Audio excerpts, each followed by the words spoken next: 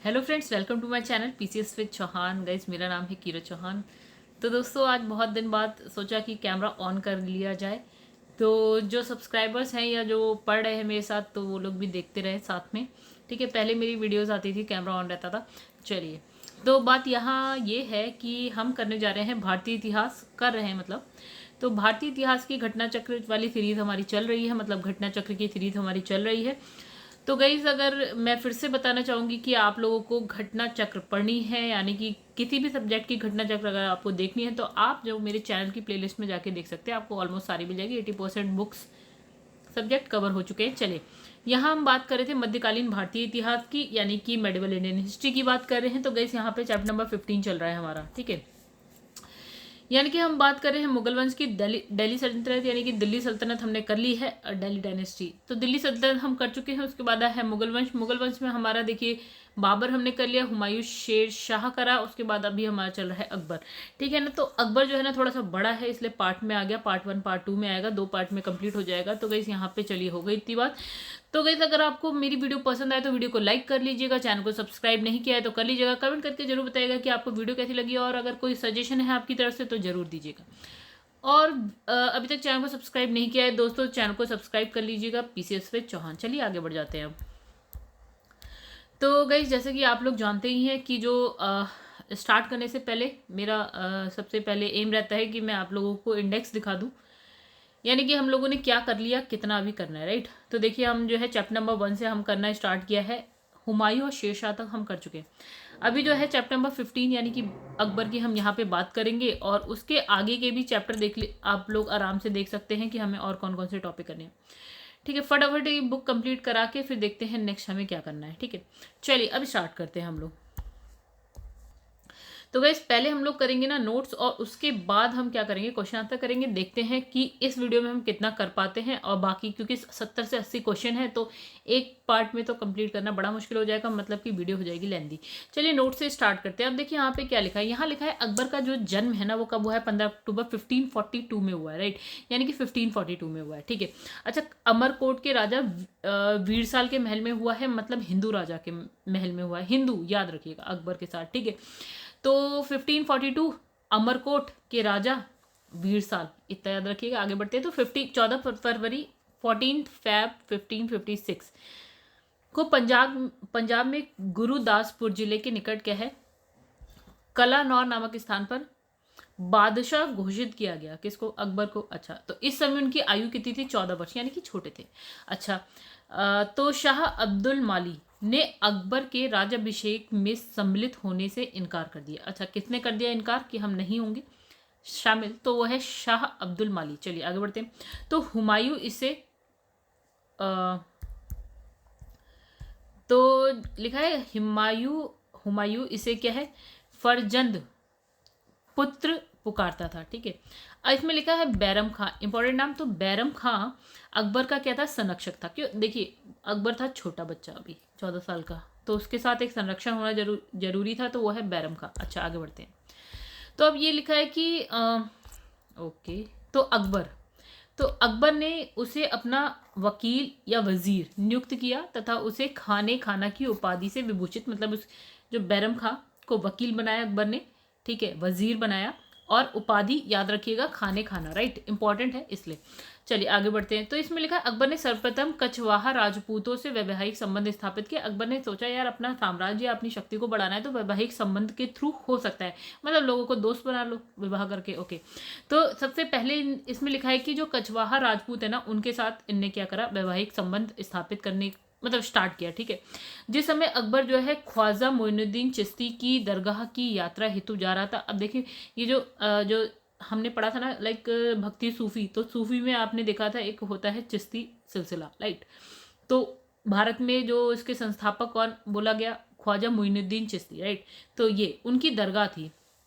अच्छा, उनकी दरगाह की यात्रा हेतु जा रहा था, कौन, अकबर जा रहा था। ठीक है, जो सांगानेर नामक स्थान पर 1562 में आमेर का राजा बिहारीमल यानी कि भारमल बादशाह की सेवा में उपस्थित हुआ। ठीक है, तो सॉरी, ठीक है, तो मतलब यहाँ पे क्या हुआ, जब ये अकबर जा रहा था, तो यहाँ पे लिखा है कि जो आमेर का राजा है, कौन, बिहारीमल यानी कि भारमल, दोनों नाम एक ही बंदा है, ठीक है। तो ये इसने क्या किया, बादशाह की सेवा में उपस्थित हुआ, यानी अकबर की सेवा में उपस्थित। तो उसने क्या है, अकबर की अधीनता स्वीकार की, और उसने क्या है, अपनी ज्येष्ठ यानी कि बड़ी पुत्री, क्या नाम है, हरकाबाई, यानी कि मेनली सॉरी नॉर्मली जो नाम से जानते हैं वो है जोधाबाई। हरकाबाई जोधाबाई एक ही बंदी है, ठीक है। अच्छा, तो इनके विवाह करने की इच्छा भी व्यक्त की, मतलब उन्होंने कहा कि भैया जो मेरी जो बड़ी बेटी है, अकबर से कहा मेरी जो बड़ी बेटी है उनसे आप विवाह कर लीजिए। नाम है उनका हरकाबाई, या आप कह सकते हैं जोधाबाई, ठीक है। तो अकबर ने राजा का प्रस्ताव स्वीकार कर लिया, और जो है अजमेर से लौटते समय, मतलब वो जो उनकी दरगाह मोइनुद्दीन चिश्ती की दरगाह से जो लौट रहे थे ये, तो वहां से लौटते समय क्या है, सांभर में उसने राजा बिहारीमल यानी कि भारमल की पुत्री यानी कि जो ये जोधाबाई उनसे विवाह कर लिया, और ये अकबर का प्रथम राजपूत कन्या से विवाह था, ठीक है। तो यानी कि इन्होंने अपनी शक्ति को बढ़ाने के लिए, अपने साम्राज्य को बढ़ाने के लिए, या मेरे बहुत ज़्यादा विरोधी ना हो इसलिए इन्होंने वैवाहिक संबंध देने का, ये तो बेटर तरीका है, ठीक है। विरोधियों से तो बचा जाएगा इस तरह से। अच्छा, तो इस प्रकार क्या है, बिहारीमल या भारमल पहला राजपूत राजा था जिसने स्वेच्छा से अकबर की अधीनता स्वीकार कर ली, ठीक है। अच्छा, इसी राजपूत राजकुमारी से शहजादे सलीम यानी कि जहांगीर का जन्म हुआ, यानी कि अकबर और उनकी वाइफ जोधाबाई के जो बेटे थे वो थे आपके सलीम या जहांगीर, नाम आप लोग को पता होगा। चलिए आगे बढ़ते हैं। अब इसमें लिखा है कि अकबर ने सूफी मत में अपनी आस्था जताते, देखिए भक्ति सूफी आंदोलन, तो सूफी मोइनुद्दीन चिश्ती सूफी आंदोलन मतलब सूफी संत थे, राइट। तो चलिए, अकबर ने सूफी मत में अपनी आस्था जताते हुए चिश्तिया संप्रदाय को समर्थन दिया। ओके, मोइनुद्दीन चिश्ती संप्रदाय बोल सकते हैं, चिश्ती सिलसिला था, ठीक है।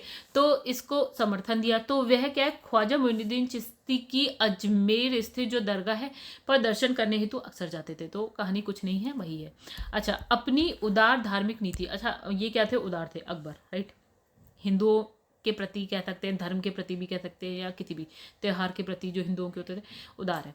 अच्छा, अपनी उदार धार्मिक नीति के अंतर्गत उनने क्या किया कि 1562 में दास प्रथा, 63 तीर्थ यात्रा कर, और 64 जजिया कर समाप्त कर दिया, ठीक है। तो गाइस आपने एक मूवी देखी होगी जोधा अकबर, उसमें भी कुछ ये सारी चीज़ें अगर आपने देखी है तो इन सबको याद करने में आपको बहुत ज़्यादा परेशानी नहीं होगी, राइट।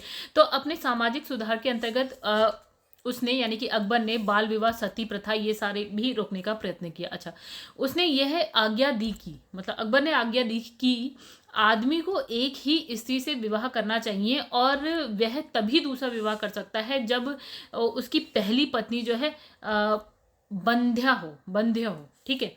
तो मतलब इन्हें कहा कि भैया एक ही स्त्री से विवाह करो, ओके। अब इसमें लिखा है माहम, अच्छा ये भी नाम बहुत ही इंपॉर्टेंट है, माहम अंगा, ठीक है, के पुत्र का नाम था अदम खां, ठीक है। ये दोनों नाम याद रखिएगा, महामंगा और अदम खां उनके बेटे थे महामंगा के, ठीक है। तो अदम खां को 1562 में अकबर ने क्या है, स्वयं मारा था। ये भी आपने पिक्चर में देखा होगा, क्योंकि उसने अकबर के जो प्रधानमंत्री है, क्या नाम, अतगा खां, इनकी हत्या कर दी थी, ठीक है। मतलब अकबर के प्रधानमंत्री की हत्या करी किसने, महामंगा एक्चुअल में क्या थी ना, उनको माँ की तरह पाला था अकबर को, महामंगा ने। अच्छा, उनका जो पुत्र था अदम खां अच्छा नहीं था, ठीक है। तो उसने क्या करा, इनके प्रधानमंत्री को मार दिया, तो अकबर ने क्या करा, उसे ही मार दिया। अच्छा, ठीक है। तो इसमें लिखा है दुर्गावती गोंडवाना के हिंदू राज्य की योग्य शासिका थी दुर्गावती, ठीक है। तो अकबर के आक्रमण यानी कब होता है, 1564 में, तो के फलस्वरूप शत्रु से घिर जाने पर इस वीर रानी ने आत्महत्या कर ली। चलो हो गई आत्महत्या, आगे बढ़ते। 1564 में मारवाड़ के शासक राव चंद्र सेन, अच्छा नाम आ गया, तो मारवाड़ के शासक है राव चंद्र सेन ने भाद्रा जून में मुगल सेनाओं का सामना किया, ठीक है। लेकिन चारों तरफ से घिर जाने के कारण उसे क्या है, शिवाना जाना पड़ा, ठीक है। चलिए चले गए। तो राव चंद्र सेन ने 65 में ये सामना कब हो रहा है मुगल सेना से, 65 में, और 79 में क्या होता है, सोजत पर अधिकार कर लिया। अतः अकबर ने पुनः सेना भेजकर उस पर आक्रमण करवाया, लेकिन वह पहाड़ी क्षेत्र में चला गया और 1581 में उसकी मृत्यु हो गई। तो इतना इंपॉर्टेंट नहीं है, ज़्यादा ध्यान मत दीजिए, आगे बढ़ते हैं।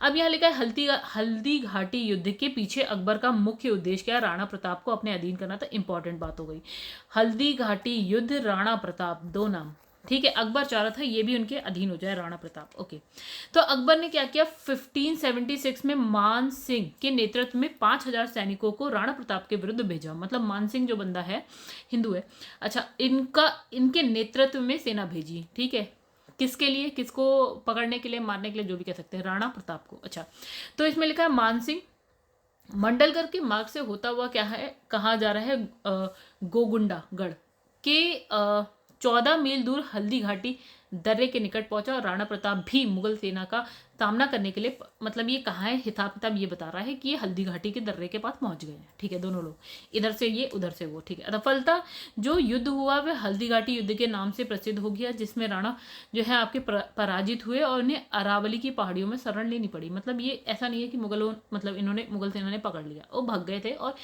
छुप गए कहीं। कहाँ पे, अरावली की पहाड़ियां हैं राजस्थान में, आप लोग जानते हैं। ठीक है, तो वहां पे जाके इन्हें शरण लेनी पड़ी। चलिए, कौन है, मतलब इंपॉर्टेंट नाम है अकबर के लिए हमेशा राणा प्रताप, राइट। चलिए, हल्दी घाटी का युद्ध, राणा प्रताप 1576 की कहानी है। नेतृत्व कर रहा था मुगल सेना का कौन कर रहे थे, मान सिंह कर रहे थे। चलिए, कहानी हो गई, राणा प्रताप हार रहे हैं और क्या है आपका, ये अरावली की पहाड़ियों में उन्होंने शरण ले ली। चलो, तो लिखा है कि जो मेवाड़ राज है उसने जो है अकबर की संप्रभुता स्वयं स्वीकार नहीं करी। मतलब ये राणा प्रताप वाली, मेवाड़ वाला। ठीक है, तो इसमें राणा प्रताप ने लंबे समय तक क्या है मुगलों से युद्ध लड़ा। अच्छा, तो राणा प्रताप की मृत्यु के बाद उसने राणा अमर सिंह, मतलब उनके जो पुत्र थे, राणा प्रताप के जो पुत्र थे, यानी कि राणा अमर सिंह ने 1615 में क्या है जहांगीर से संधि करी। मतलब अकबर के टाइम में कुछ नहीं हो रहा है, जो हो रही है संधि वो जहांगीर के टाइम में हो रही है। अभी जहांगीर भी पढ़ेंगे तो वहां पे भी ये नाम आ जाएगा। चलिए, ठीक है, तो राणा प्रताप ने तो कुछ नहीं करा, राणा अमर सिंह यानी कि जो उनके पुत्र हैं उन्होंने संधि करी है जहांगीर यानी कि अकबर के पुत्र से। अच्छा, चलिए आगे बढ़ते हैं। अब लिखा है कि जब शहजादा सलीम यानी कि जहांगीर ने विद्रोह कर इलाहाबाद में स्वतंत्र शासक की तरह व्यवहार करना आरंभ कर दिया, तब अकबर ने 1602 में दक्षिण से अपने मित्र कौन, अबुल फजल को बुलाया। ठीक है, मतलब अब कहानी ये हो रही है कि भैया अकबर, उसका बेटा सलीम यानी कि जहांगीर, अब इनने क्या कहा, इलाहाबाद में सोचा स्वतंत्र शासन करें, मतलब अपना ही राज्य है। ठीक, किसी के अधीन नहीं। ठीक है, तो अब अकबर को क्या, अकबर ने क्या करा, दक्षिण से बुलाया अबुल फजल को। ठीक है, तो उसी समय सलीम के इशारे से ओरछा के बुंदेला सरदार वीर सिंह देव ने मार्ग में अब्दुल फजल की हत्या कर दी। मतलब इनको हुआ डाउट, यानी कि जहांगीर यानी कि सलीम को डाउट हुआ, इनने कहा लग रहा है कुछ गड़बड़ होने वाली है। तो उनने ना क्या किया कि एक जगह है ओरछा के बुंदेला, ओरछा एक जगह है, वहाँ के बुंदेला सरदार यानी कि वीर सिंह देव, ठीक, तो इनकी हेल्प से क्या करा, मार्ग में ही जो अकबर ने बुलाया था अबुल फजल जो आ रहे थे ना दक्षिण से, वहीं पे उनको मरवा दिया। चलो आगे बढ़ जाते हैं।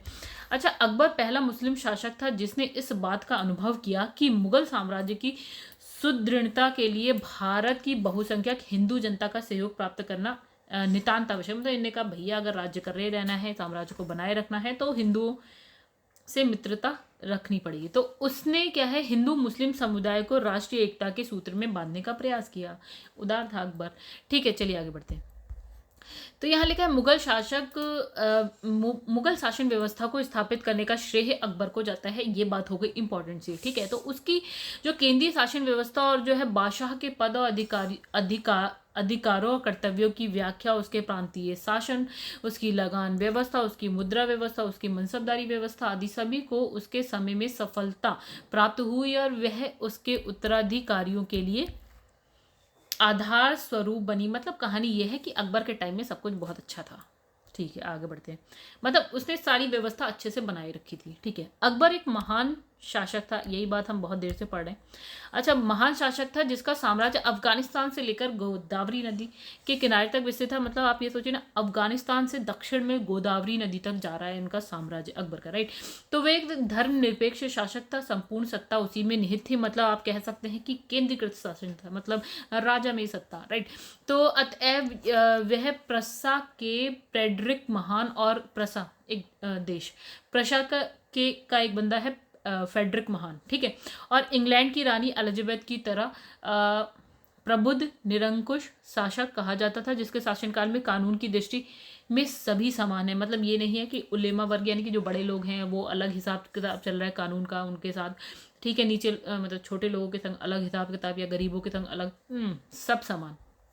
अच्छा, अकबर के शासनकाल में पुनर्गठित केंद्रीय प्रशासन तंत्र के अंतर्गत मीर बख्शी मुख्यतः सैन्य विभाग का प्रमुख था। तो मतलब कहानी हो गई कि मीर बख्शी क्या सैन्य विभाग का प्रमुख था। अच्छा, उसका कार्य सैनिकों का वेतन और सैनिक संगठन से संबंधित था, सैनिकों से रिलेटेड था। अकबर ने 1573 में घोड़ों को दागने की प्रथा का पुनः प्रचलन किया। घोड़ों को दाग पुनः प्रचलन हो रहा है अकबर के टाइम में, 1573 घोड़ों को दागने। अच्छा, जिसने सेनापति अपने घोड़े ना जिससे क्या है, सेनापति अपने घोड़े ना बदल सके और एक घोड़े को 2 बार ना प्रस्तुत करे। मतलब ये होता था ना पहले कि एक जैसे लाइक एक बंदा है, ठीक है, उसके बाद 2 घोड़े हैं, उसकी वैल्यू कुछ और है। एक बंदा है, उसके बाद 10 घोड़े, उसकी वैल्यू कुछ और है। एक बंदा है, उसके बाद 20 घोड़े, उसकी वैल्यू कुछ और है। तो ऐसा ना हो कि भैया जिसके बाद 2 है ना, वो कह दे भैया थोड़ी देर के लिए अपने 10 घोड़े दे दो तो हमारे 12 हो जाएंगे, ठीक है। नहीं, तो जिसका है उस सपोज मेरे 10 घोड़े हैं, राइट, तो मेरे नाम से वो दाग दिए जाएंगे। हाँ भैया कीरत चौहान, कीरत चौहान, इनके 10 घोड़े हैं, ठीक है, ताकि मेरे जो घोड़े हैं वो कोई और ना ले सके। तो यही बोला कि घोड़ों को दागने की प्रथा यहाँ पे फिर से स्टार्ट हो गई, राइट।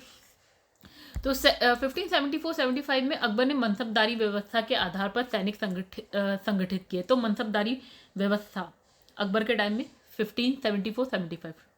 चलिए, मनसब शब्द का अर्थ क्या है, श्रेणी या पद है, और मनसबदार का अर्थ है उसी अधिकारी से था जिसे शाही सेना में एक पद या फिर श्रेणी प्राप्त थी। मनसबदार जिसे शाही सेना में एक पद प्राप्त था, राइट। तो अकबर की मनसबदारी व्यवस्था दशमलव प्रणाली पे आधारित थी। इंपॉर्टेंट बात है, अकबर की मनसबदारी व्यवस्था दशमलव प्रणाली पे आधारित थी। तो गाइस जैसे मैं बार बार बोलती हूँ ना, वो समझ लो ये क्वेश्चन या तो आया हुआ है, आ जाएगा, इंपॉर्टेंट है, और ये भी डार्क कलर में लिखा भी हुआ है। अच्छा, दीवान शब्द फारसी भाषा का है, दीवान, ठीक है, दीवान शब्द जो है फारसी भाषा का है। अच्छा, और ओके, खलीफा उमर के काल में मुसलमानों ने इसे अपनाया था। चलिए, कब अपनाया था छोड़ी, वे इसका प्रयोग जो है खजाना विभाग के लिए करते थे। अच्छा, दीवान का खजाना विभाग के लिए प्रयोग करते थे। अकबर के शासनकाल में 9वें वर्ष से लेकर 30वें वर्ष तक क्या है, दीवान पद क्या है लिखा है यहाँ पे, मुजफ्फर खां तुर्बती, राजा टोडरमल, ख्वाजा शाह मंसूर के हाथों आता जाता रहा। मतलब ये 3 बंदे हैं, उनको दीवान के नाम पे 3 बंदों को याद रखिए, मुजफ्फर खां तुर्बती, राजा टोडरमल हिंदू राजा हैं, देखिए यहाँ पे, और यहाँ पे है ख्वाजा शाह मसूर। तो नाम याद रखिए, दीवान बन रहे हैं इधर उधर होके, पहले ये फिर वो, मतलब ये 3 बन रहे हैं, ठीक है। तो दीवान जो है आर्थिक मामले पैसों से रिलेटेड है, और क्या है, राजस्व का सर्वोच्च अधिकारी होता था। तो मतलब ये पैसों से रिलेटेड है। यहाँ पे देखिए लिखा भी है, खजाना विभाग के लिए इसका प्रयोग होता था, दीवान का। ओके, आगे बढ़ते हैं। तो फिर यहाँ लिखा है, मुगल मसबदारी प्रणाली जो है मध्य एशिया यानी कि मंगोलिया से ली गई है, और इस प्रकार का सैन्य विभाग चंगेज खां के नेतृत्व में मंगोल सेना में किया जाता था। मतलब कहानी ये है, मध्य एशिया की बात आए तो आप याद रखिए क्या, मंगोल सेना, मंगोल, राइट, मध्य एशिया को रिलेट करिए हमेशा मंगोल से।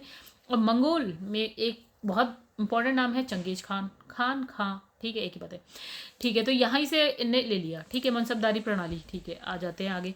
अब लिखा है कि मुगल बादशाह अकबर ने मनसबदारी व्यवस्था अपने शासनकाल में 11वें वर्ष में प्रारंभ की। तो ये इंपॉर्टेंट हो गया कि भैया मतलब ये क्वेश्चन आया हुआ है शायद, कि मनसबदारी व्यवस्था अकबर ने अपने शासनकाल के किस वर्ग में मतलब किस वर्ष में मतलब स्थापित करी, मतलब प्रारंभ करी, राइट। तो यहाँ लिखा है, मनसब प्राप्तकर्ता 3 वर्ग में विभाजित थे। मतलब मनसब जिसको मिला है, यानी मनसबदार जो बन रहा है, 3 वर्ग में थे। ये कैसे, एक तो जो मनसबदार हैं वो 100 से लेकर 500 तक मनसबदार, ठीक है। दूसरा है 500 से 2500 अमीर, ठीक है। और यहाँ से 2500 से ऊपर है अमीर आजम कहलाते थे। ये मनसब हैं तीनों, इनके तीनों के नाम हैं ये। 10 से 500 वाले मनसबदार हो गए, 500 से लेकर 2500 वाले अमीर हो गए, 2500 से ऊपर वाले अमीर आजम हो गए। तो इसके अलावा जात एक और था, हाँ, तो ये मनसबदार हो गए, अमीर आजम हो गए। इसके अलावा यहाँ पे लिखा है, जात और सवार की दृष्टि से भी 3 श्रेणियों में बांटा जाता था, ठीक है। इसके अलावा जात और सवार की दृष्टि से भी इन्हें जो है 3 श्रेणियों में बांटा जाता था। चलिए छोड़िए, जात और सवार आएगा तो हम पढ़ लेंगे। अच्छा, यहाँ पे लिखा है, अकबर के शासनकाल में भू राजस्व वसूली के लिए, भू राजस्व वसूली यानी कि टैक्स हो गया ना, तो वसूली के लिए क्या है, या लगान कह लीजिए। तो यहाँ पे लिखा है, जाब्ती प्रणाली का प्रचलन हुआ, जो भूमि सर्वेक्षण, जाब्ती प्रणाली, भू राजस्व के लिए जाब्ती प्रणाली।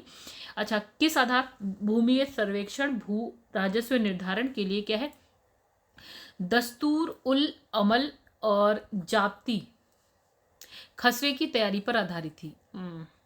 ठीक है। टोडरमल ने भू राजस्व के क्षेत्र में ख्याति अर्जित की, मतलब यहाँ नाम हो गया भू राजस्व के क्षेत्र में जो है ख्याति अर्जित की, वो उसमें ये नाम बहुत इंपॉर्टेंट है, टोडरमल। ठीक है। अकबर ने अपने शासन के 24वें वर्ष यानी कि 1580 में क्या है, आईने दस्त दहशाला, यानी कि इसी को बोल रहे हैं हम टोडरमल बंदोबस्त। इन्होंने आइडिया दिया, किन्ने, टोडरमल ने, इसलिए इनके नाम पे हो गया। तो 24वें वर्ष अकबर ने अपने शासनकाल के 24वें 1580 में क्या है, आईने दहशाला नामक नई कर प्रणाली को शुरू करके मुगल कालीन व्यवस्था को स्थायी स्वरूप प्रदान किया। मतलब टोडरमल व्यवस्था इंपॉर्टेंट हो गया, आईने दहशाला इंपॉर्टेंट हो गया। ठीक है। क्या है ये, कर प्रणाली। अच्छा, तो इस प्रणाली का वास्तविक प्रणेता कौन है, टोडरमल था, इसलिए इनके नाम पे। अच्छा, इसी कारण से टोडरमल बंदोबस्त भी कहा गया। तो इस समय टोडरमल अर्थ मंत्री था, अर्थ मंत्री। ओके। तो इनका मुख्य सहायक कौन, ख्वाजा शाह मंसूर, कोई नहीं पूछ रहा। तो इस प्रणाली के अंतर्गत अलग अलग फसलों के पिछले 10 वर्ष के उत्पादन और उस समय उनके जो है प्रचलित मूल्यों का औसत निकालकर उस औसत का 1/3 हिस्सा राजस्व के रूप में वसूला जाता था। मतलब कहानी ये हो गई कि अगर आपने गेहूं उगाया ना, तो देखा जाएगा अरे पिछले 10 साल में जो आपने गेहूं उगाया है उसका उत्पादन कितना हुआ, तो उस हिसाब से ना, या पिछले 10 साल में जो उत्पादन हुआ है उस 10 साल में क्या मूल्य था, तो उस हिसाब से यहाँ पे अब राजस्व यानी कि लगान लिया जा रहा है 1/3, मतलब उसका एवरेज निकाल लिया होगा, उसका 1/3 जो है लगान लिया जा रहा है। ठीक है। तो राजस्व लिया जा रहा है। ठीक है। तो अकबर कालीन भू राजस्व व्यवस्था की दहशाला पद्धति को बंदोबस्त व्यवस्था के नाम से भी जाना जाता है। मतलब आप इसे दहशाला पद्धति बोल सकते हैं, बंदोबस्त व्यवस्था बोल सकते हैं, कुछ भी बोल सकते हैं। ठीक है। टोडरमल व्यवस्था यही है। ठीक है। अच्छा, जहांगीर के समकालीन यानी कि मोहसिन फानी ने अपनी रचना यानी कि दबिस्तान मज़ाहिब में पहली बार क्या है, दीन इलाही को एक स्वतंत्र धर्म के रूप में उल्लेखित किया। तो ये हो गया इंपॉर्टेंट, दीन इलाही आपने सुना होगा, राइट।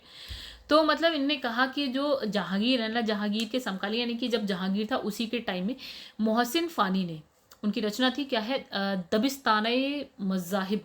तो उसमें पहली बार दीन ए इलाही को एक स्वतंत्र धर्म बताया। अच्छा, आगे बढ़ते हैं। अकबर ने आगरा से लगभग जो है 36 किलोमीटर दूर फतेहपुर सीकरी में एक राजमहल सह किले का निर्माण करवाया। फतेहपुर सीकरी में, आगरा से 36 किलोमीटर दूर। अच्छा, तो इसमें जोधाबाई, अच्छा अब एक चीज यहाँ पे इंपॉर्टेंट, अब इस महल में ये जो किला है उसमें क्या, इसमें जोधाबाई महल, पंचमहल, स्वर्ण महल और सुनहला मकान, दीवाने आम, दीवाने खास ये होता था। दीवाने आम मतलब जिसमें जनता भी बैठती थी, मतलब राजा ऊपर बैठता था और नीचे जनता बैठी हुई है, राजा ऊपर बैठता था और नीचे मतलब जो उनके अमीर या फिर उलेमा बोलते हैं ना, वो बैठे हैं। तो दीवाने खास, दीवाने आम में जनता बैठ रही है। ठीक है। तो मीटिंग हो रही है ऐसा समझ लीजिए, मतलब वो हो रही है, क्या बोलते हैं वो, राजा अपने बातें कर रहे हैं। ठीक है। तो यहाँ पे लिखा है ये हो गया, फिर है मरियम की कोठी हो गया, तुर्की सुल्तान की कोठी हो गया, बीरबल कोठी, ये सब प्रमुख थे। ये सारे कहाँ पे हैं, जो ये फतेहपुर सीकरी में यानी कि आगरा से 35 किलोमीटर दूर इन्होंने जो राजमहल सह किले का निर्माण करवाया ना, उसमें ये सारी चीज़ें आपको मिलेंगी। अच्छा, फिर इसमें लिखा है तुर्की सुल्तान का महल इतना सुंदर है, अच्छा बहुत सुंदर है कि पर्सी ब्राउन ने उसे स्थापत्य कला का मोती बोल दिया। अच्छा, पर्सी ब्राउन ने, जो ये तुर्की सुल्तान है, उनके महल को बोला स्थापत्य कला का मोती। अच्छा, पंचमहल पिरामिड के आकार का 5 महलों का भवन है और भारतीय बौद्ध विहारों के अनुरूप है, राइट। आगे बढ़ जाते हैं। तो वैसे आगे बढ़ जाते हैं। तो अकबर ने क्या है, गुजरात विजय यानी कि 1572-73 में की थी और इसके पश्चात सीकरी को फतेहपुर सीकरी कहा जाने लगा। मतलब पहले सीकरी था, फिर फतेहपुर सीकरी हो गया ये। अच्छा, तो एक वर्ग के इतिहासकारों का मत है कि गुजरात विजय के उपलक्ष्य में सम्राट अकबर ने सीकरी के बुलंद दरवाजे का निर्माण विजय स्तंभ के रूप में करवाया था, जबकि पर्सी ब्राउन ने इसका निर्माण दक्षिण विजय के उपलक्ष्य में बताया। मतलब कहानी हो गई, दो बंदे हैं, तो दो विद्वान हैं, उन एक ने बोला कि भैया गुजरात में विजय करके आए, तब यहाँ पे जो ये फतेहपुर सीकरी में इन्होंने बुलंद दरवाजे का निर्माण करवाया। ठीक है। और दूसरा बंदा बोला यानी कि पर्सी ब्राउन बोला नहीं भैया, गुजरात विजय के टाइम में नहीं, दक्षिण विजय के टाइम में ये सब हुआ है। ठीक है, चलो आगे बढ़ जाते हैं। तो अकबर ने 1582 में क्या है, तौहीद ए इलाही या दीन ए इलाही की स्थापना करी। तो इंपॉर्टेंट हो गया। अच्छा, इसके अंतर्गत अकबर ने सभी धर्मों के मूल सिद्धांतों को सम्मिलित कर इसे क्या है, सर्वमान्य बनाने का प्रयास किया। मतलब इन्होंने कहा भैया दीन ए इलाही में सब धर्म वाले बैठेंगे, ठीक है, और बातें होंगी। तो दीन इलाही वास्तव में सूफी सर्वेश सर्वा पर आधारित एक विचार पद्धति थी। तो इस नवीन संप्रदाय का प्रधान पुरोहित अबुल फजल था। हिंदू में केवल बीरबल यानी कि महेश दास ने इसे स्वीकार किया। अच्छा भैया, स्वीकार करने को बोले तो बंदा एक बीरबल, इनने स्वीकार किया। अच्छा, इसके पुरोहित अबुल फजल थे। ठीक है, आगे बढ़ते हैं। तो अकबर का मकबरा, ओके, तो लिखा है कि अकबर का मकबरा जो है सिकंदरा नामक गांव में स्थित है, जिसे सुल्तान सिकंदर लोदी ने अपने नाम पर बसाया था। सिकंदर लोदी वंश 1451 से लेकर 1526 लास्ट है दिल्ली सल्तनत में। अच्छा, तो सिकंदर लोदी ने क्या कराए थे, बताया किसे, सिकंदरा को। अच्छा, सिकंदरा जो जगह है, नगर, गांव, ठीक है। अकबर ने इसका नाम क्या, बहिश्ताबाद रखा था। मतलब ये सिकंदरा का नाम अकबर ने क्या रख दिया, बहिश्ताबाद। अच्छा, इसके निर्माण की योजना अकबर ने बनाई थी, किंतु निर्माण जहांगीर ने 1613 में करवाया था। और ये मकबरा जो है 5 मंजिल का, ओ सॉरी गाइस, यहाँ थोड़ा गलत हो गया। देखिए, अकबर का मकबरा की बात हो रही है, मकबरे का नाम लिखा बहिश्ताबाद और सिकंदरा तो वो जगह ही थी। ठीक है, तो इसका निर्माण अकबर ने तो इसके निर्माण की जो योजना है वो अकबर ने बनाई थी, किंतु इसका निर्माण किसने करवाया, जहांगीर ने। कब करवाया, 1613 में। अच्छा, ये मकबरा 5 मंजिल का है। इसकी प्रमुख विशेषता क्या है, गुंबद विहीन होना है, मतलब इसमें गुंबद नहीं है। अच्छा, अकबर ने अपने राजकवि यानी कि फैजी की अध्यक्षता में एक अनुवाद विभाग की स्थापना करी। तो ये भी हो गया इंपॉर्टेंट, अनुवाद विभाग। अच्छा, राजकवि फैजी की अध्यक्षता में, यानी अध्यक्ष कौन हो गए, उनके राजकवि फैजी। ओके, तो अकबर के आदेश से महाभारत के जो विभिन्न भाग है उसका रज़्मनामा नाम से फारसी में अनुवाद नकीब खां, बदायूनी, फैजी आदि विभिन्न विद्वानों के सम्मिलित प्रयास से किया गया। मतलब इनने कहा कि महाभारत के बहुत सारे पार्ट्स हैं, उसमें से कुछ का इन्होंने क्या है, ट्रांसलेशन करवाया फारसी में। ठीक है, किस नाम से है, रज़्मनामा नाम से है। और हेल्प कौन कौन कर रहा है, मतलब कर कौन कौन रहा है, एक है नकीब खां है, बदायूनी और फैजी, इन लोगों ने मिलकर किया। ओके, तो इसके अतिरिक्त बदायूनी ने रामायण, फैजी ने लीलावती, अबुल फजल ने आपका कालिया दमन का फारसी में अनुवाद किया। अच्छा, आगे बढ़ जाते हैं। तो अकबर के दरबार के प्रसिद्ध ग्रंथकर्ताओं में सबसे प्रमुख कश्मीर का कौन है, मोहम्मद हुसैन था, जिसे अकबर ने जरी कलम की उपाधि प्रदान की। अच्छा, तो हरि विजय सूरी वे जैन साधु थे जो अकबर के दरबार में कुछ वर्षों तक रहा और जिसे क्या है, जगत गुरु की उपाधि से सम्मानित किया गया। इंपॉर्टेंट, हरि विजय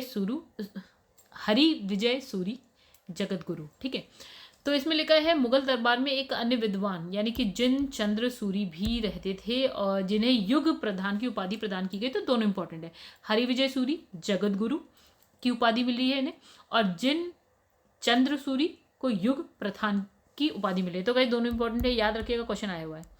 तो फिर से एक बार देखते हैं, हरि विजय सूरी जगत गुरु और ये जिन चंद्र सूरी, ये हो गए आपके युग प्रधान। चलिए आगे बढ़ते हैं।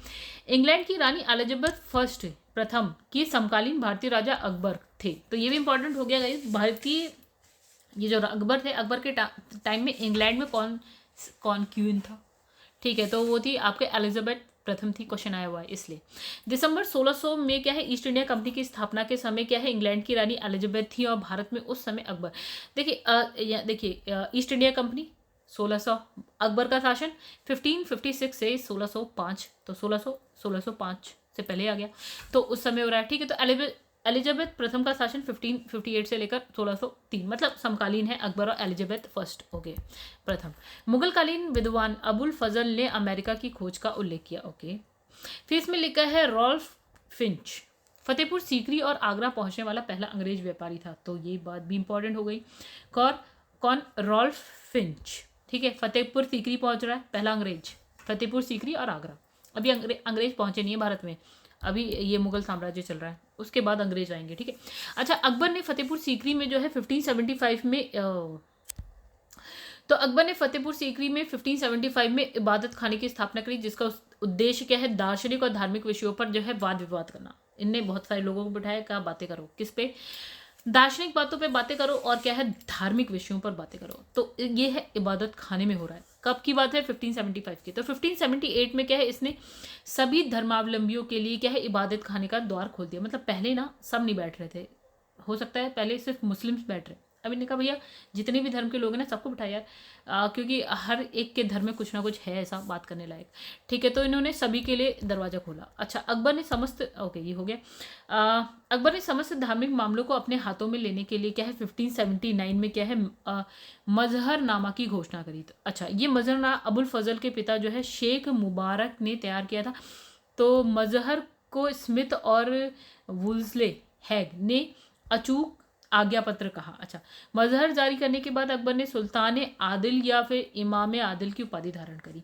मजहरनामा क्या है मजहरनामा, ठीक है 1579 की बात हो रही है। तो मजहरनामा अबुल फजल के जो पिता थे शेख मुबारक, उन्होंने तैयार किया।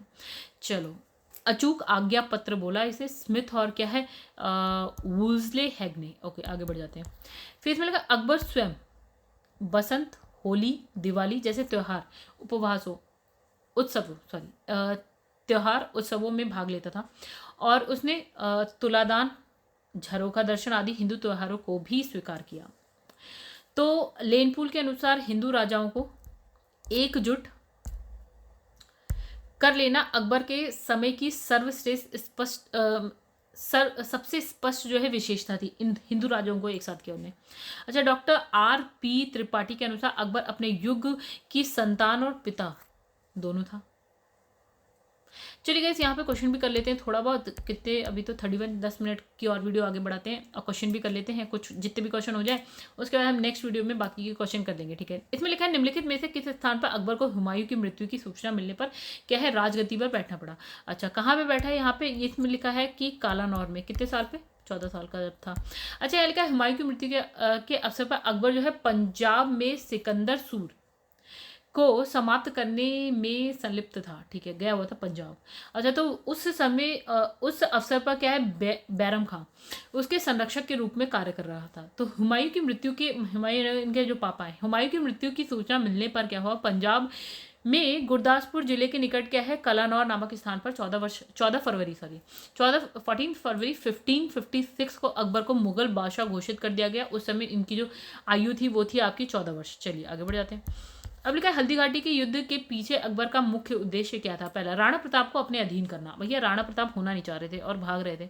अच्छा, यहाँ पे क्या लिखा है, अधीन नहीं होना चाहते, मतलब हल्दीघाटी के युद्ध के पीछे अकबर का मुख्य उद्देश्य क्या था, राणा प्रताप को अपने अधीन लाना था। ठीक है, तो अकबर ने क्या है अप्रैल 1576 में क्या होता है मानसिंह के नेतृत्व में 5000 सैनिकों के साथ क्या है राणा प्रताप को हराने या जो भी करने के लिए क्या है असेना भेजी। ठीक है, तो मानसिंह मंडलगढ़ के मार्ग से होता हुआ क्या है यहाँ गोगुंडागढ़ से 14 मील दूर हल्दीघाटी दर्रे के निकट पहुंचता है। राणा प्रताप भी क्या है वहां पहुंच जाता है। ठीक है, तो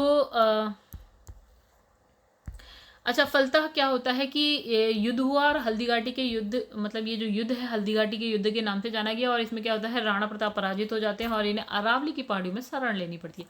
अच्छा, हल्दीघाटी का युद्ध कब हो रहा है, तो 1576 में हो रहा है। चलो रिपीट हो गया क्वेश्चन, आगे बढ़ते हैं। तो क्वेश्चन है हल्दीघाटी के युद्ध में महाराणा प्रताप की सेना के सेनापति कौन थे। ओके, तो अब ये पूछा महाराणा प्रताप की सेना के सेनापति, तो यहाँ देखिए क्या लिखा है हकीम खान थे। अच्छा, और ये मुगल सेना के कौन थे, मानसिंह थे। बताइए, देखिए उल्टा हो रहा है। अच्छा, इसमें क्या लिखा है कि जो हल्दीघाटी का युद्ध है 1576 में होता है, महाराणा प्रताप और मुगल सेनापति यानी कि मानसिंह और आसफ खां के मध्य लड़ा गया। ठीक है, तो अब लिखा है कि राजपूत योद्धाओं के अलावा राणा की सेना के अग्रभाग का नेतृत्व अफगानों की एक टुकड़ी के साथ हकीम खां सूर कर रहे थे। ठीक है, तो अफगान थे। ठीक है, तो राणा की सेना में भीलों की भी एक छोटी सी टुकड़ी शामिल थी। ठीक है, अफगान भी हैं, भील भी हैं। अच्छा, ये राणा की मुगलों के साथ आमने सामने की आखिरी मुठभेड़ थी, क्योंकि यहाँ पे तो खत्म हार ही जाते हैं राणा प्रताप। अच्छा, तो आगे उसने क्या है छापामार युद्ध का सहारा लिया। चलिए आगे बढ़ जाते हैं। तो लिखा है हल्दीघाटी के युद्ध में महाराणा प्रताप के अलावा राजपूत सेना का सेनापति कौन था। ओके, तो यहाँ हकीम सूर थे, जो कि कहाँ अफगान थे जो। ठीक है, हल्दीघाटी के युद्ध में महाराणा प्रताप की राजपूत सेना का सेनापति कौन था। देखिए क्वेश्चन हो रहा है रिपीट, बार बार एक ही बात। आगे बढ़ जाते हैं। देखिए गाइस, ये क्वेश्चन जो है ना बहुत ही खतरनाक सा है। देखिए ये क्वेश्चन करने लायक नहीं होते। आईएएस में आते हैं ऐसे क्वेश्चन जिसमें एक ये एरिया दे दिया होगा, क्या बताओ यार यहाँ पे कौन शासन कर रहा था, अरे हमें क्या पता। ठीक है, छोड़ो मतलब ऐसे क्वेश्चन को स्किप कर दीजिए। अगर आप पीसीएस की तैयारी कर रहे हैं, आईएएस की कर रहे हैं, तो उनका तो लेवल ही कुछ और होता है, तो उस पर मत दीजिए। चलिए ठीक है, मैं आपको क्वेश्चन दिखा देती हूँ, भले ही आपका पढ़ने का बहुत सारा मन करे तो आप पढ़ लीजिए, मैं यहाँ पे इस क्वेश्चन के चक्कर में इतना टाइम वेस्ट नहीं करने वाली। चलिए तो आप ये देख लीजिए, व्याख्या भी देख लीजिए, खुश रहिए। अब यहाँ लिखा है कि अकबर ने सर्वप्रथम वैवाहिक संबंध राजपूतों के जिस ग्रह से स्थापित किया वह था सबसे पहले कछवाओं से, सॉरी। तो यहाँ लिखा है अकबर ने सर्वप्रथम कछवाहा राजपूत से जो है वैवाहिक संबंध स्थापित किया, और जिस समय क्या है अकबर ख्वाजा, अब अकबर कहाँ जा रहा है, ख्वाजा मोइनुद्दीन चिश्ती की दरगाह पे जा रहा है। अब वहां से जब ये लौटेंगे, बात कहानी तब की है। इसमें लिखा है तो क्या होता है, सांगानेर नामक स्थान पर 1562 में आमेर के जो राजा हैं यानी कि बिहारीमल यानी कि भारमल भी कह सकते हैं, तो बादशाह की सेवा में उपस्थित हुए। उसने अकबर की अधीनता स्वीकार की और अपने ज्येष्ठ पुत्री यानी कि हरकाबाई, या हम कह सकते हैं जोधाबाई के विवाह की इच्छा व्यक्त की। तो अकबर ने क्या है राजा का प्रस्ताव स्वीकार कर लिया, और अजमेर से लौटते समय जो है इन्होंने क्या करा कि सांभर से उसने जो है राजा भी जो भारमल थे यानी कि बिहारी मल है उनकी जो पुत्री थी उनसे विवाह किया, और अकबर का ये प्रथम राजपूत कन्या से विवाह है। अच्छा, निम्नलिखित में से किस परिवार ने सर्वप्रथम अकबर के साथ वैवाहिक संबंध, तो किसने करे थे गाइस, कछवाहा राजपूतों ने करे थे। अच्छा फिर चलते हैं, किस चिश्ती संत के दरगाह पर अकबर दर्शन हेतु अधिक जाता था, तो ख्वाजा मोइनुद्दीन चिश्ती संप्रदाय से रिलेटेड थे, या चिश्ती सिलसिला बोल सकते हैं आप, से रिलेटेड थे। लिखा है कि अकबर ने सूफी मत में अपनी आस्था जताते हुए चिश्ती संप्रदाय को समर्थन दिया था, ठीक है। तो वह ख्वाजा मोइनुद्दीन चिश्ती की अजमेर स्थित जो दरगाह है उस पर दर्शन हेतु जो है अक्सर जाया करते थे, और इसके अतिरिक्त वह समकालीन सूफी संत यानी कि शेख सलीम चिश्ती के दर्शन हेतु जो है अक्सर सीकरी यानी कि आप कहते हैं फतेहपुर सीकरी जाया करते थे। इन्हीं के नाम पे ना अकबर ने अपने बेटे का नाम यानी कि सलीम रखा था, शहजादा सलीम मतलब जहांगीर। ठीक है, आगे बढ़ते हैं, देखते हैं हम और क्या क्या कर सकते हैं। कितना टाइम हो गया, ओके अभी है थोड़ा सा टाइम, 40 मिनट की वीडियो बनाएंगे हम लोग। अब लिखा है निम्नलिखित में से किसे अकबर ने स्वयं मारा था। अच्छा, अदम खां को मारा था। महामंगा जो थी ना उनकी माँ जैसी ही थी, मतलब उन्होंने पाला था, उनका बेटा था अदम खां। उनने उनके प्रधानमंत्री यानी कि अकबर के प्रधानमंत्री जिसका नाम था अतगा खां, इसकी हत्या कर दी। कहानी है आपकी 1562 की, आगे बढ़ जाते हैं। फिर इसमें राजपूताना के निम्न राज्यों में से किस एक ने अकबर की संप्रभुता स्वीकार नहीं की थी, तो देखिए मेवाड़ ने नहीं करी थी और करना भी नहीं चाह रहे थे। अच्छा, यहाँ लिखा मेवाड़ राजा अकबर की संप्रभुता स्वयं स्वीकार नहीं करना चाह रहे थे। वे जो वहाँ का शासक था कौन था, राणा प्रताप ने लंबे समय तक मुगलों से युद्ध किया। राणा प्रताप की मृत्यु के बाद उसका जो पुत्र था यानी कि राणा अमर सिंह, उन्होंने 1615 जब जहांगीर आ जाता है तो जहांगीर के संग जो है संधि कर ली। जहांगीर मतलब सलीम मतलब हो गया अकबर का बेटा। अच्छा, आगे बढ़ जाते हैं। लिखा है किस राजपूत शासक ने मुगलों के विरुद्ध निरंतर स्वतंत्रता का संघर्ष जारी रखा और समर्पण नहीं किया। फिर वही वाली बात हो गई आपकी ये क्या राणा प्रताप वाली, ठीक है। मारवाड़ के राव चंद्र सेन, अच्छा ये कहानी कुछ और हो गई गाइस। चलिए यहाँ देखते हैं। तो 1565 में मारवाड़ के शासक राव चंद्र सेन ने जो है भाद्रा जून में मुगल सेनाओं का सामना किया, लेकिन चारों तरफ से घिर जाने के कारण उसे सिवाना जाना पड़ा। और मुगल क्वेश्चन कहाँ है भाई, सबसे पहले ये देखिए, ये राजस्थान का क्वेश्चन है। ऐसे क्वेश्चन वहीं आ सकते हैं जहाँ पे ना लीक से हट के बात होने लगती है, ठीक है, जहाँ पे आप कहेंगे अरे यार ये नाम तो सुना ही नहीं है, ठीक है। तो यहाँ पे लिखा है कि लेकिन चारों तरफ से घिर जाने के कारण उसे जो है सिवाना जाना पड़ा। मुगल सेना ने उसे जो है ढूंढने के लिए अनेक प्रयास किए और राव चंद्र सेन ने 1579 में सोजत पर अधिकार कर लिया। मतलब कहानी मतलब आप ना ऐसे क्वेश्चन की व्याख्या में ही समझ सकते हैं यार क्या चल रहा है, सोजत कौन सी जगह हो गई, यहाँ समाना कौन सी जगह हो गई। ऐसे जगह के नाम भी नहीं सुने तो समझ लीजिए कि ये यूपी पीसीएस में और बिहार पीसीएस में आना बड़ा मुश्किल है था क्वेश्चन। अतः अकबर ने पुनः सेना भेजकर जो है उस पर आक्रमण करवाया, लेकिन पहाड़ी क्षेत्रों में चला गया। मतलब वह क्या है पहाड़ी क्षेत्रों में चला गया। 1581 में क्या उसकी मृत्यु हो गई और महाराणा प्रताप की भांति ही उसने जो है मुगलों से निरंतर संघर्ष किया तथा क्या समर्पण नहीं किया। मतलब कहानी ये है कि ये जो कई बार ऐसा होता है जो स्टेट होते हैं ना, जैसे राजस्थान है, वो अपने वाले क्वेश्चन जरूर पूछेगा, चाहे कहीं पूछे हों चाहे ना पूछे हों, मतलब अपने राज्य से रिलेटेड क्वेश्चन पूछ लेगा। ऐसा तो सभी करते हैं, बिहार वाले ऐसे पूछ लेते हैं, ठीक है। अब लिखा अकबर के साथ युद्ध करने वाली दुर्गावती डैश की महारानी थी। अच्छा, ये कहाँ की थी, मंडला की महारानी थी। अच्छा देखिए एमपीपीसीएस का क्वेश्चन है, ठीक है। अब आप सोचिए मंडला। अच्छा, 1564 में अकबर ने कड़ा और पूर्वी प्रदेशों के शासक यानी कि आसफ खां को कटंगा यानी कि गोंडवाना के राज्य को जीतने के लिए भेजा और इस राज्य में मोटे तौर पर आधुनिक मध्य प्रदेश, देखिएगा इसी के उत्तरी जिले पड़ते हैं। अब देखिएगा, अब आपको टेंशन यहाँ क्यों नहीं लेनी है, ठीक है। अब ये जो जगह है ना, जगह इसका नाम मध्य प्रदेश वालों को ज़्यादा पता होगा। क्वेश्चन भी देखिए मध्य प्रदेश में हो रहा है, तो इसके लिए ना यूपी वालों को बहुत ज़्यादा टेंशन लेने रहते क्वेश्चन के लिए, और ये जो है ना बिहार वालों को बहुत ज़्यादा टेंशन है। आप अपने स्टेट का नाम जहाँ जाए ना उसके लिए टेंशन लीजिएगा। चलिए हम पढ़ लेते हैं, बाकी तो मध्य प्रदेश वाले जाने, ठीक है। तो उसका राजा जो है वीर नारायण अल्पवयस्क था। एक बार आपने ये सब नाम नहीं सुने, परंतु उसकी जो माँ है दुर्गावती राज्य पर योग्यता पूर्वक जो है शासन करती थी। उसने जो है वीरता पूर्वक शाही दल का विरोध किया, परंतु गढ़ और मंडला के बीच हुए युद्ध में वह पराजित हुई। तो कहानी कुछ ऐसी है गाइस। यहाँ पे वीडियो को करते हैं एंड, बिकॉज अब बहुत हो गया। अब बाकी चलिए एक और क्वेश्चन करते हैं। अबुल फजल की मृत्यु इसमें से किसके कारण हुई थी? यहाँ पे लिखा है शहजादा सलीम के कारण हुई थी। देखिए कहानी क्या थी, झारखंड में आया हुआ क्वेश्चन है, अब ये मत कहना कि झारखंड से रिलेटेड है। अच्छा देखते हैं, जब शहजादा सलीम ने विद्रोह कर, क्या है, इलाहाबाद तो यूपी में, इलाहाबाद में स्वतंत्र जो है शासक की तरह व्यवहार करना आरंभ कर दिया, तब अकबर ने क्या करा कि 1602 में, 1605 तक तो अकबर का शासनकाल था, तो 1602 में दक्षिण से अपने मित्र यानी कि अबुल फजल को बुलाया। अच्छा क्या होता है, उसी समय सलीम के इशारे से ओरछा के बुंदेला सरदार थे वीर सिंह देव ने क्या किया, मार्ग में ही अबुल फजल की हत्या कर दी। अच्छा जहांगीर जब सम्राट बना तब उसने क्या है वीर सिंह देव को 3000 का मनसा प्रदान किया, अतः अबुल फजल की मृत्यु में शहजादा सलीम की भूमिका स्पष्ट थी। चलिए गाइस यहाँ पे अब करते हैं वीडियो को एंड, मतलब फिलहाल इस वीडियो को, इस पार्ट को यहाँ एंड करते हैं। और एक बहुत इंपॉर्टेंट बात गाइस, अगर आपको मेरी वीडियो पसंद आती है तो वीडियो को लाइक कर दिया करिए एंड कमेंट करके जरूर बताया करिए कि वीडियो कैसी लगी। एंड अगर आपकी तरफ से कोई भी सजेशन हो तो ज़रूर दिया करिए कि मैम ऐसा कुछ ये चेंज करने की ज़रूरत है, या कुछ भी जो भी आपको लगे। और शेयर करिए वीडियो जितना हो सके उतना गाइस। देखिए मैं चाहती हूँ थोड़ा सा आप हेल्प करें, मतलब मेरे चैनल को थोड़ा सा स्प्रेड करने में, मतलब बढ़ाने में, ठीक है। तो बाकी मेरी कोशिश है कि आपको कंटेंट दूँ अच्छे से अच्छा, आपको समझ में आए ज़्यादा। चलिए गाइज यहाँ पे अब वीडियो को करते हैं एंड सेकंड पार्ट में जो है इसके सारे क्वेश्चन कर लेंगे। तब तक के लिए धन्यवाद, बाय बाय।